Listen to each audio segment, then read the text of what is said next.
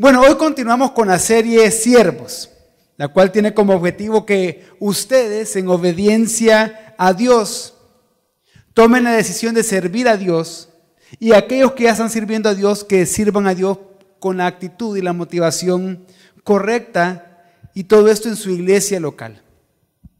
Y el tema de esta noche es unidos, humildes, brillantes. ¿Cómo puedo ayudar? ¿Cómo puedo ayudar? Esta frase la pronuncia muchas veces el protagonista de una serie que recientemente comencé a ver en Netflix. Spoiler alert. La serie trata de un hospital público en Nueva York donde llega un nuevo director de todo el hospital y que al presentarse por primera vez ante todos los médicos, ante todo el personal, les pregunta: ¿cómo puedo ayudar? Y así va repitiendo la misma frase a lo largo del primer capítulo a diferentes personas. Y eso poco a poco se fue contagiando a otros médicos, que incluso al final le preguntaban a otros: ¿cómo puedo ayudar? Y esta frase, ¿cómo puedo ayudar?, debería de ser habitual en cada uno de nosotros, habitual en cada uno de ustedes, jóvenes cristianos, que han comprendido que Dios los ha llamado no solamente a ser hijos, sino también a ser siervos. Pero, ¿qué nos impide ayudar a otros? ¿Qué nos impide servir a los que están alrededor nuestro? Lo que frecuentemente nos impide servir a otros es la falta de unidad. Y esta falta de unidad frecuentemente se da o viene precisamente por el orgullo, por la arrogancia, por el egoísmo. En otras palabras, por la falta de humildad. Hay falta de unidad porque hay falta de humildad. Y esta fue una de las razones por las cuales el apóstol Pablo, le escribió a la iglesia de Filipos, una iglesia que él amaba mucho. Y le escribió porque ellos no estaban viviendo en unidad. Al contrario, en ellos había mucha arrogancia, había competencia entre ellos, rivalidad y orgullo. Y lo que Pablo quiere es que la iglesia de los filipenses aprenda que solo podrán estar unidos cuando ellos sean conscientes que son siervos, que son esclavos de los demás. De hecho, Pablo inicia la carta diciendo que él es siervo de Cristo, que es esclavo de Cristo. Filipenses 1:1 dice: saludos de Pablo y de Timoteo, esclavos de Cristo Jesús. No es casualidad que Pablo se presente así junto con Timoteo en el saludo de la carta. Los saludan dos esclavos de Cristo Jesús. Y es por eso, jóvenes, que hoy a través de Filipenses, desde el capítulo 1, versículo 27 hasta el capítulo 2, versículo 16, yo quiero convencerlos de lo siguiente: para ser siervo de Dios debes servir en unidad y con humildad, teniendo la misma actitud de Cristo, brillando en el mundo para la gloria de Dios. En la primera parte de este sermón vamos a aprender que estamos llamados a ser siervos que viven en humildad y que viven en unidad. Así, en la segunda parte aprenderemos que solo podremos lograr eso en Cristo, siguiendo el ejemplo de Él. Y por último aprenderemos que haciendo esto podremos ser siervos que brillen en el mundo para la gloria de Dios. Entonces hablemos de la primera parte que les mencioné, que tenemos que ser siervos unidos y siervos humildes. En Filipenses 1:27, desde el 1:27 hasta el 2:4, hasta el versículo 4 del capítulo 2, vemos un llamado que Pablo hace a mantenerse firmes, unidos en un mismo espíritu, trabajando para un mismo propósito, sirviéndose con humildad y amor mientras luchan juntos por la fe en el evangelio en medio de la persecución. De esta forma, Filipenses 1:27 dice: solamente compórtense de una manera digna del evangelio de Cristo, de modo que ya sea que vaya a verlos o que permanezca ausente, pueda oír que ustedes están firmes en un mismo espíritu, luchando unánimes por la fe del Evangelio. Pablo comienza diciéndole a los filipenses cómo tienen ellos que comportarse. Pero aquí la palabra que ocupa Pablo, esa palabra comportarse, connota algo más fuerte. Es comportarse como ciudadano. Es una palabra muy rara en el idioma original, que es comportarse como ciudadano de un lugar, de un país, de una nación. Y Pablo lo hace completamente adrede el uso de esa palabra. ¿Por qué? Porque Filipos era una ciudad especial. Era diferente a todas las ciudades que lo rodeaban. Porque Filipos era una colonia romana. Y sus habitantes eran ciudadanos romanos. Estaban lejos de Roma, pero por ser una colonia romana, tenían el privilegio de ser ciudadanos. Y gozaban los mismos privilegios que los romanos y procuraban siempre entonces imitar lo que los romanos hacían. Era un lugar con un gran patriotismo nacionalista romano, por lo que predicar ahí que Jesús era Señor o que Jesús es Señor, producía no solo fricciones, hostilidades, oposición, sino también persecución. Porque acuérdense, como ellos eran colonia romana y tenían patriotismo romano y querían imitar lo que hacían los romanos, para ellos el único Señor era el César. Entonces, cuando los cristianos predicaban Jesús era el Señor, entonces todos comenzaban a rechazarlos, a ignorarlos e incluso a acusarlos ante las autoridades para que los persiguieran. Entonces, usando ese patriotismo que llenaba de orgullo a los filipenses, Pablo les recuerda a ellos que ahora, más que filipenses, más que ciudadanos de Filipos, que ciudadanos romanos, ellos son ciudadanos del cielo y que tienen que comportarse como ciudadanos del cielo. Que así como Filipos era una colonia de Roma, la iglesia es una colonia del reino de Dios, la iglesia es una colonia del cielo. Por lo tanto, la identidad o quien define la identidad de ellos, quien define los privilegios que ellos tienen, no es Roma, sino que Cristo, el Evangelio es lo que los define. Por eso que Pablo en el versículo 27 del capítulo 1 hace un llamado a los filipenses a mantenerse unidos, a que reconozcan la integridad del Evangelio y que se mantengan firmes ante la hostilidad y persecución por ser cristianos en una ciudad como Filipos. Lo que Pablo busca es que los cristianos de esa ciudad no cedan ante la oposición, sino que sean ellos la resistencia allí. Que ellos sean los que ejercen la presión. En otras palabras, Pablo le está diciendo que la mejor defensiva o la mejor defensa es una buena ofensiva. Que si ellos quieren defenderse, tienen que atacar primero, pero atacar predicando el Evangelio. Atacar enseñando el Evangelio. Que su espada y su escudo no sean armas terrenales, sino que sea el Evangelio de Cristo. Pero para esto tenían que estar unidos. Ahora la pregunta es, ¿cómo se ven ustedes? ¿Se ven como ciudadanos de la tierra, queriendo imitar y buscar los privilegios de que cualquier otra persona en el mundo tenga? ¿O como ciudadanos del cielo? ¿Qué los influencia a ustedes? ¿Qué los motiva a ustedes? Lo que el mundo les ofrece. ¿Ustedes buscan ser ciudadanos del mundo o buscan ser ciudadanos del cielo? Pero como ciudadanos del cielo, ustedes tienen que mantenerse unidos, reconocer el Evangelio y mantenerse firmes, porque si ustedes se identifican como ciudadanos del cielo, hostilidad y oposición va a llegar a sus vidas. Es completamente normal para un cristiano eso. Pablo luego sigue diciendo en Filipenses 1, 28 al 30. De ninguna manera estén atemorizados por sus adversarios, lo cual es señal de perdición para ellos, pero de salvación para ustedes. Y esto de Dios, porque a ustedes se les ha concedido por amor de Cristo no solo creer en Él, sino también sufrir por Él, teniendo el mismo conflicto que vieron en mí y que ahora oyen que está en mí. Pablo, en otras palabras, lo que le está diciendo, escribiendo de una prisión en Roma, Pablo le está diciendo a los filipenses, miren, ustedes pueden superar el temor que tienen a sus adversarios.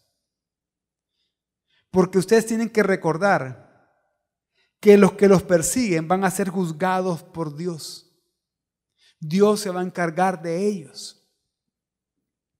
Pero al mismo tiempo, ustedes tienen que ser conscientes de su propia salvación. Que si ustedes lo están persiguiendo por ser cristianos, eso está hablando de que ustedes son hijos de Dios, ciudadanos del cielo, identificándose con Cristo por medio de su evangelio. Y por lo tanto eso los tiene que animar. Y que por eso le dice él que sufrir por Cristo, que ellos tienen que reconocer que sufrir por causa de Cristo es un honor. Que él mismo está experimentando ese honor ahí en Roma. Que él está en prisión por causa del evangelio y él lo ve como un honor, pero también como una oportunidad de seguir predicando el evangelio. Y que ellos lo tienen que ver de igual manera. Pero no era fácil estar conscientes de eso para los filipenses. Así como no es fácil para un joven cristiano poder estar consciente cuando está recibiendo oposición, bullying, rechazo, indiferencia.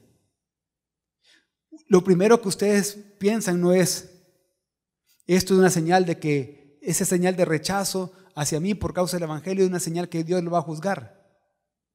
Miren, yo creo que el primer pensamiento de la mayoría de ustedes no es ese.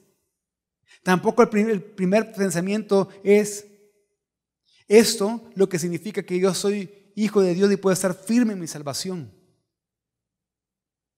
Y tampoco piensan es que por gracia se me ha sido concedido no solo ser salvo, sino que también sufrir por Cristo. Y eso es un honor. Pero, ¿qué es lo que hace que cuando ustedes reciban hostilidad, rechazo, oposición, indiferencia, que hablan a sus espaldas porque son cristianos, porque los ven raros, que se burlan de ustedes, que cuando ustedes publican algo en redes sociales, quizás el emoji que pone la gente de reírse de ustedes? ¿Por qué no podemos ver eso como un honor?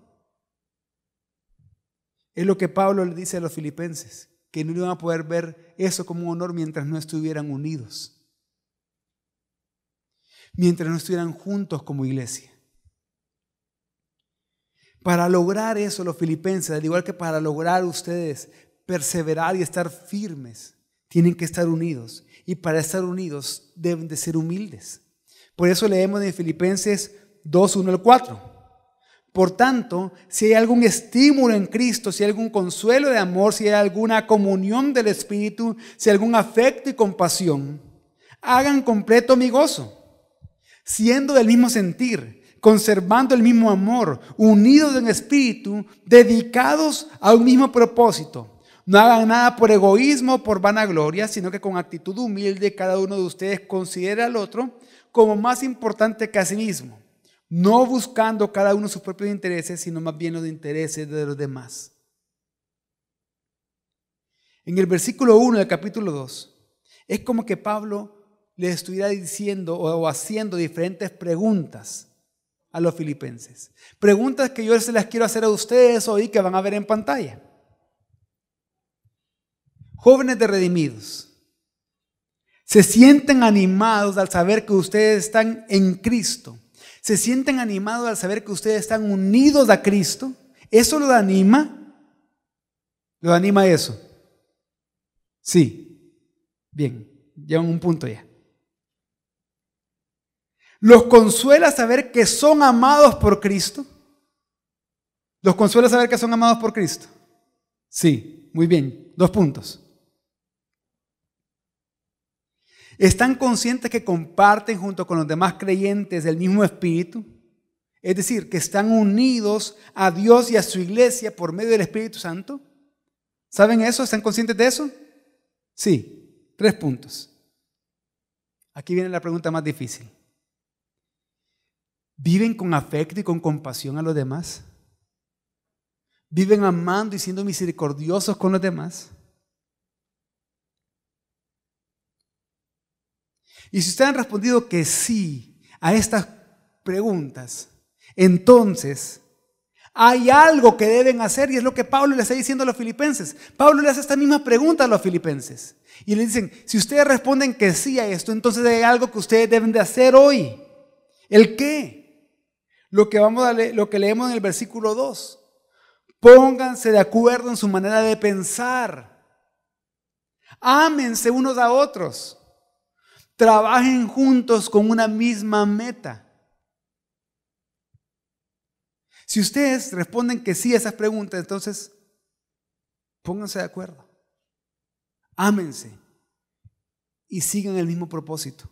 Es decir, estén unidos en amor. Pero el gran obstáculo para vivir así, para hacer eso, es lo que ustedes pusieron en mente: el orgullo. El orgullo hace que pensemos solamente en nosotros mismos. El orgullo hace que seamos competitivos, que nos estemos comparando con los demás continuamente, que busquemos la alabanza propia, que busquemos que la gente nos reconozca por lo que hacemos, por lo que decimos, por cómo nos comportamos, etc. Tenemos que analizar cada una de estas áreas. Y analizando cada una de estas áreas, preguntarnos por qué me cuesta tanto ser humilde aquí. ¿Por qué me cuesta tanto ser humilde en el trabajo? ¿Por qué me cuesta tanto ser humilde en el servicio, en la obediencia, en mi familia? ¿Por qué juzgo tanto a los demás? ¿Por qué me fijo nada más en los pecados del otro? ¿Por qué? Y es lo que Pablo les dice: tienen que ser humildes, tienen que dejar el orgullo. Y la humildad, le dice Pablo, se muestra de dos maneras. Primero, considerando a los demás como superiores a nosotros mismos. Es decir, que en vez de ver lo malo del otro, yo tengo que ver al otro como que fuera mi jefe, como que fuera mi superior. Pero eso, ver a los demás como superior a uno mismo, lo mostramos buscando el bien y buscando los intereses de los demás por encima de los nuestros, procurando servirles a los otros. Pero la gran pregunta es, ¿y es posible hacer esto? ¿Se puede vivir así? Sí, se puede vivir así. ¿Cómo? No en nuestras propias capacidades, sino solo cuando estamos unidos a Cristo y somos conscientes que le pertenecemos a Cristo. En otras palabras, solo si estás esclavizado a Cristo, puedes ser siervo de los demás. Pero para eso tienes que seguir el ejemplo de Él. Para eso debemos de ser siervos con la actitud de Cristo. ¿Qué quiere decir todo esto? Que para poder vivir sin orgullo, para poder vivir en unidad y sirviendo a los demás con humildad, Pablo lo que hace con los filipenses es que los lleva a ver el ejemplo más grande de humildad, el ejemplo de Cristo. Pablo escribe en Filipenses 2, 6 al 11, lo que se cree que era un himno que la iglesia cristiana cantaba en ese tiempo. Un himno frecuente que se cantaba en las iglesias en esa época. Y este himno majestuoso que está, pero lleno de mucha teología. Un himno que se estudia en las aulas de los seminarios cuando se lleva la materia de cristología en todo el mundo. Porque es bien profundo. Ese himno es una de las declaraciones más ricas, más grandes sobre la persona y la obra de Cristo, sobre la humillación y la exaltación de Cristo. Y entonces Filipenses 2 del 5 al 11 dice lo siguiente: haya pues en ustedes esta actitud que hubo también en Cristo Jesús, el cual, aunque existía en forma de Dios, no consideró el ser igual a Dios como algo a que aferrarse, sino que se despojó a sí mismo, tomando forma de siervo, haciéndose semejante a los hombres.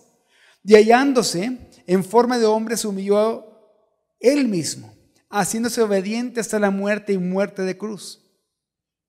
Por lo cual Dios también lo exaltó hasta lo sumo y le confirió el nombre que es sobre todo nombre, para que al nombre de Jesús se doble toda rodilla de los que están en el cielo y en la tierra y debajo de la tierra, y toda la lengua confiese que Jesucristo es Señor, para gloria de Dios Padre.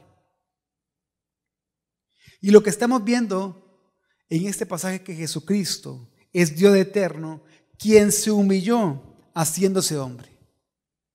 Como hombre se humilló haciéndose siervo. Es decir, no solo se había humillado al encarnar, no solo se humilló al nacer de una mujer, sino que ya habiéndose humillado al ser hombre, se humilla más al hacerse esclavo. Él se privó a sí mismo del disfrute de la gloria que le corresponde a Él como Dios. Él no buscó sus propios intereses, sino los de los demás, para servirles, para salvarlos. Imagínense esto. Siendo Dios, se humilló al hacerse hombre. Siendo hombre, se humilló al hacerse siervo, al hacerse esclavo. Y siendo esclavo, se vuelve a humillar a sí mismo hasta morir.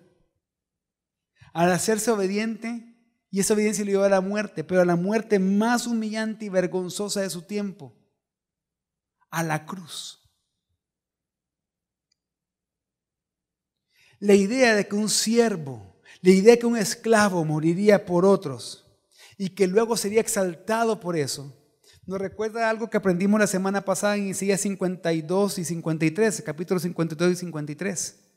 De hecho, Isaías 53, 12, lo voy a leer en una versión dinámica, una versión que es una paráfrasis, dice: por lo tanto, yo haré que esté al lado de los grandes, hablando del siervo que había sufrido, y que comparte el botín con los poderosos, porque él se entregó voluntariamente a la muerte. Fue tratado como un criminal, pero en realidad él cargó sobre sí el castigo que muchos merecían. Ahora él está ante mí, intercediendo por los pecadores. ¿Te das cuenta? ¿Te das cuenta de lo que Dios mismo ha hecho por ti? Para aquellos jóvenes que están acá y que ya son hijos de Dios, se dan cuenta de que cuando ustedes deciden ser orgullosos de no vivir en unidad y en humildad, sino que buscar sus propios intereses en vez de buscar los de los demás, pensar que ustedes son más importantes que los demás en vez de verlos como superiores a ustedes mismos, están haciendo todo lo contrario de lo que Cristo hizo y que hizo por ustedes. Pero aquellos que están acá, algunos o algunas que están acá que no conocen aún a Jesucristo de manera personal como su Señor, como su Salvador, te das cuenta de qué tan valioso eres tú. Que a pesar de quién eres tú, a pesar de tus pecados, de tus errores, de tus desaprobaciones, de cómo las demás personas te tratan o cómo te ves a ti mismo, a pesar de todo eso, Dios se humilló por ti al hacerse hombre. Dios se humilló siendo hombre al hacerse esclavo. Dios se humilló siendo esclavo al hacerse aún más bajo, al morir como un criminal, para poder salvarte si tú crees en Él y te arrepientes de tus pecados. Y es que vemos que Cristo, el Dios preexistente y eterno, renunció a las ventajas y privilegios del cielo para convertirse en siervo. En lugar de ser servido, sirvió a muchos en la cruz. Por eso recibió la recompensa del Padre, porque cumplió su misión como siervo sufriente. Por su obediencia, el Padre lo exaltó, dándole el nombre sobre todo nombre. Y así ante el nombre de Jesús se doble toda rodilla y toda lengua declara que Él es el Señor.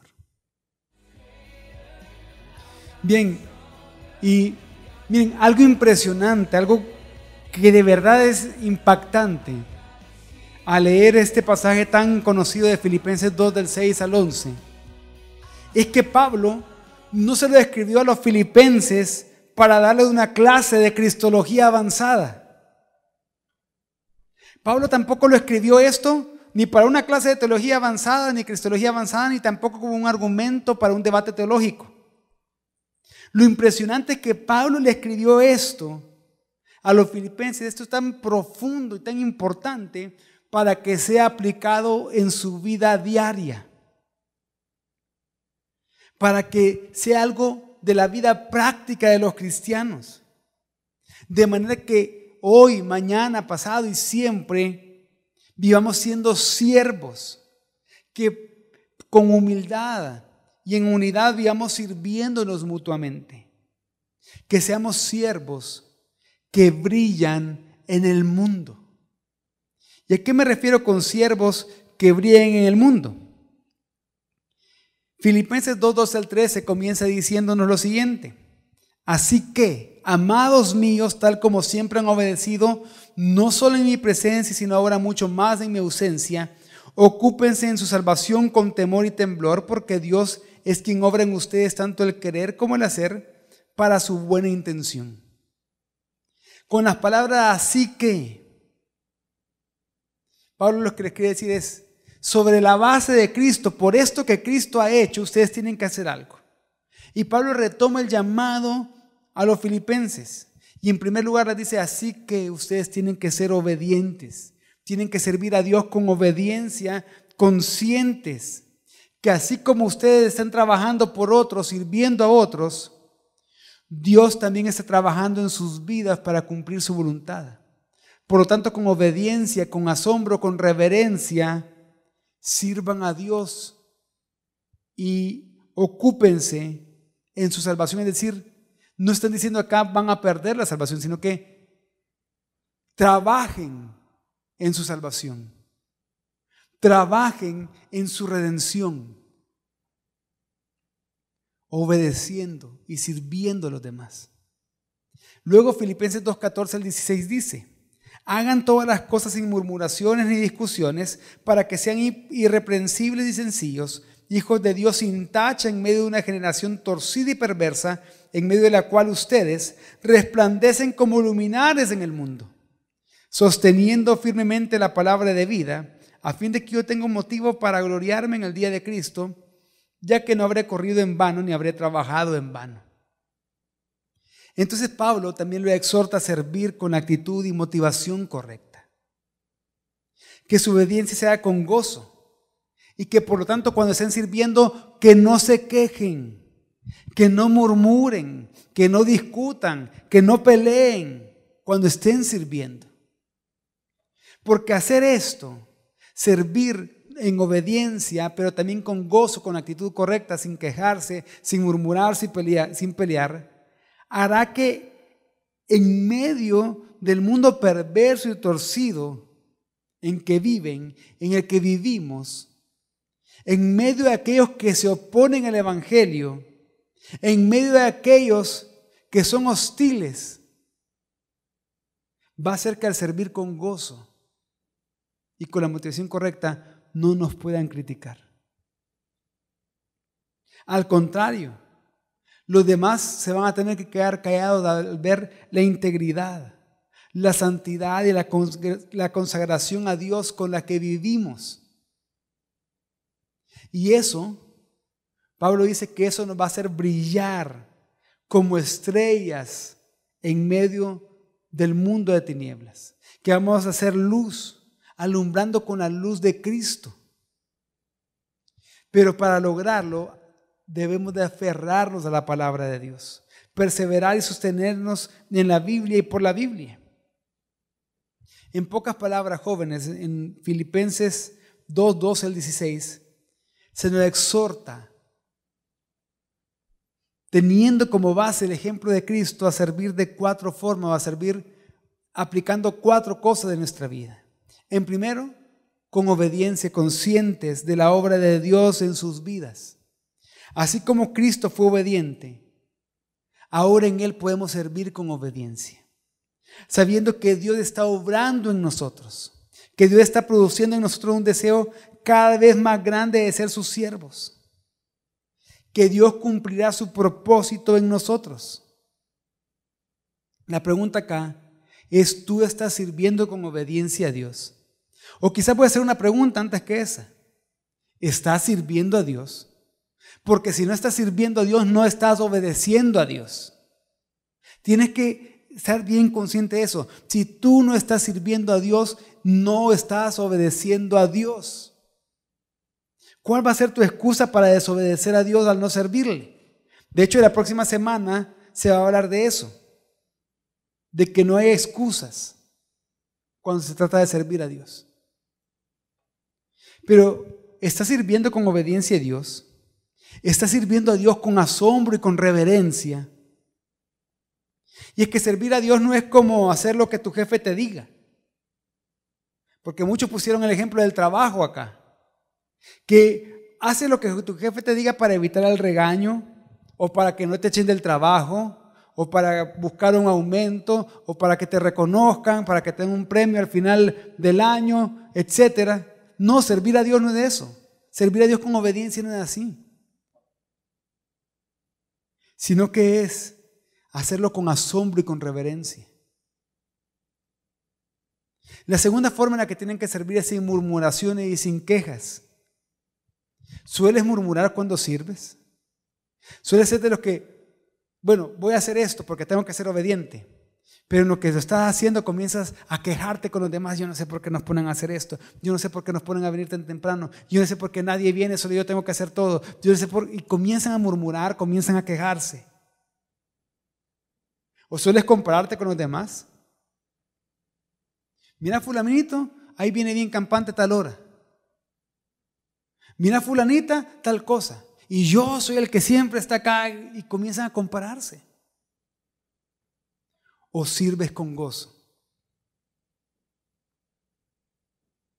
La tercera forma en la que tienes que servir es con integridad, con pureza y santidad.